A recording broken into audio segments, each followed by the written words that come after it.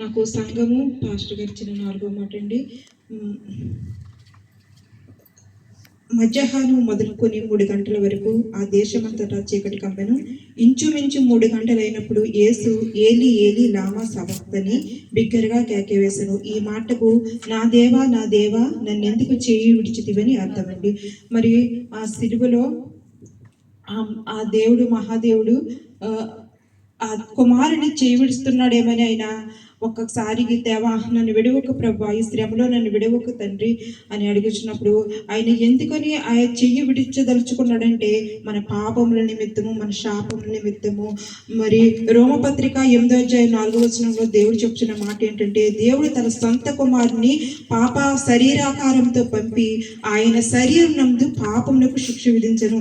ఆ పాపం ఆయన ఆ సిలువలో ఉన్నప్పుడు ఆ పాపానికి పాపం మనలో ఉన్నప్పుడు పాపము మరి ఆ తన కుమారులో కొన్నప్పుడు ఆయన దూరముగా ఉండే దేవుడై ఉన్నాడు. అలాగే యెషయా గ్రంథము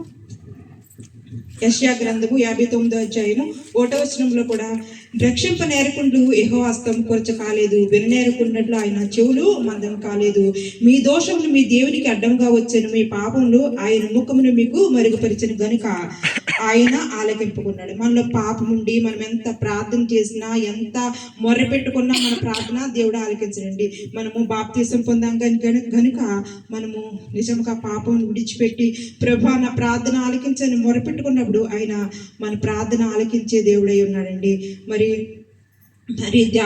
దావీదు గారు కూడా అడుగుచున్నారు, ప్రభా నేను ఆపదలో చిక్కబడి ఉన్నాను, నీవు నన్ను బ్రతికించదువు, నా శత్రుల కోపం నుండి నన్ను రక్షించుటకును నీవు నీ చెయ్యి చాపి నీ కుడి చేయితో నన్ను రక్షించదువని దావీదు గారు చెప్తున్నారండి.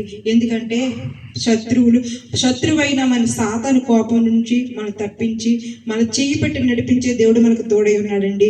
మనం ఈ లోకంలో ఉన్నాము, ఎంత భయంకరమైన లోకం అంటే మరి ఈ పరిస్థితులు, ఈ పాపము మన నేలవకుండా ప్రభు మన కాపుదల నుంచి నిరంతరం నడిపిస్తున్న దేవాది దేవునికి వందనాలు.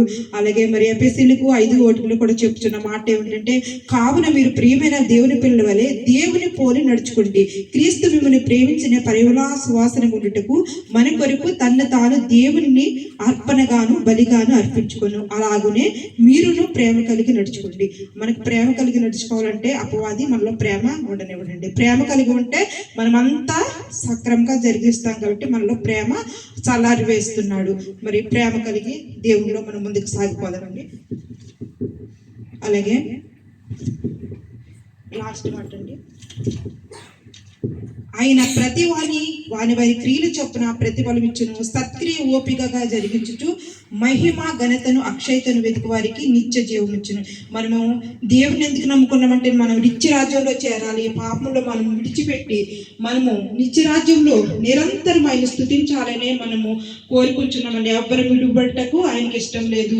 మనం నమ్మి బాప్తీసం పొందాము, సంఘంలో అనేకంగా ఎదుగుతున్నామంటే మనం నిత్య జీవంలో నిత్య రాజ్యం పొందాలని ఆయన ఆశపడుచుండగా ఆ ఆశ మనందరం నెరవేర్చుకుని మనం దేవుని రాజ్యంలో మనందరం మన సంఘమంతయు దేవుని రాజ్యంలో ఎక్కువ ఎదురు చూడాలని చిన్ని మాటను దేవుడు దీవించి ఆస్వాదించింది.